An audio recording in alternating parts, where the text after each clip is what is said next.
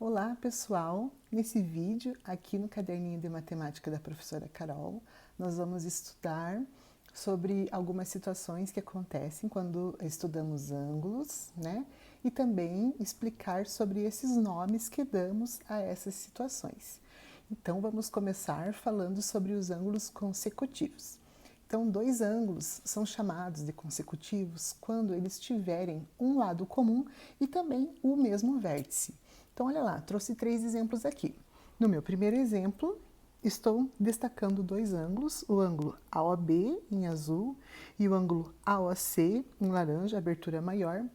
Eles são considerados consecutivos porque o vértice O é dos dois e o lado OA, esse lado aqui, essa semirreta, é dos dois também ao mesmo tempo, ok? Próximo exemplo, o ângulo AOC, essa abertura maior, destacada em azul, e o ângulo BOC, destacado em laranja, são consecutivos também, pois tem o vértice comum e o lado OC, esse lado aqui, é comum aos dois que eu destaquei. Último exemplo, os ângulos AOB e BOC, destacados em azul e laranja, são considerados consecutivos, pois tem o lado OB comum e o vértice O.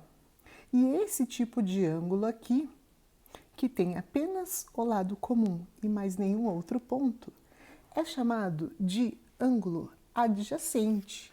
Então, vamos falar um pouquinho sobre os ângulos adjacentes. Dois ângulos, para serem considerados adjacentes, eles precisam ser consecutivos, mas eles apenas podem ter o lado comum, ok? E mais nenhum outro ponto interno comum. Não vai haver mais nada em comum além do vértice e de um dos lados.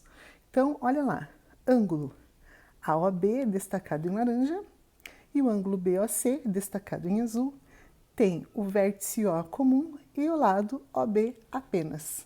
Então, esses são dois ângulos adjacentes. Continuando nossos estudos, vamos tratar sobre os ângulos congruentes. Olha aí uma palavrinha diferente também. Então, dois ângulos são congruentes quando eles tiverem a mesma medida. Então, eu desenhei aqui, em posições diferentes, dois ângulos com nomenclatura diferente, mas que têm a mesma medida, 50 graus.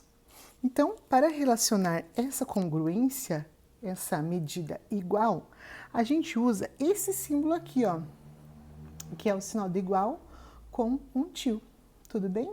Então, dois ângulos que tenham a mesma medida, nós aqui na geometria não usamos o sinal de igual, usamos o sinal de congruência, assim que ele chama, belezinha?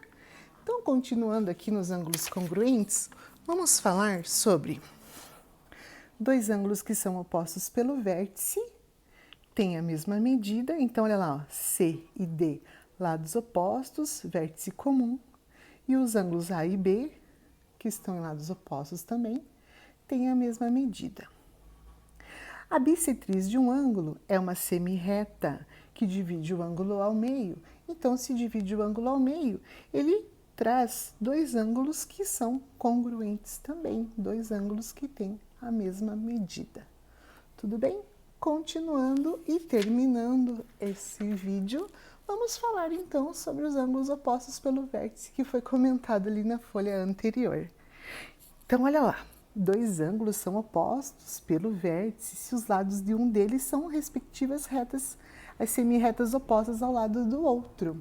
Então, a palavra oposto já quer dizer que vai estar um em cada lado, ok?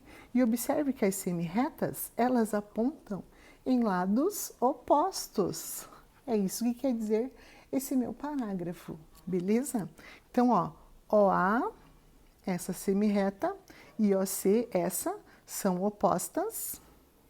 OB e OD são opostas, formam os ângulos, então formam 4 ângulos e 2 pares, né?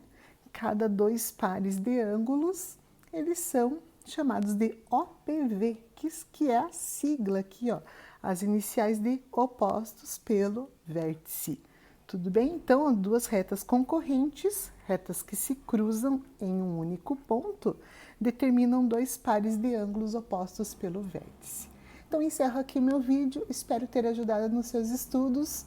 Curte aí, comenta, tira suas dúvidas, até o próximo!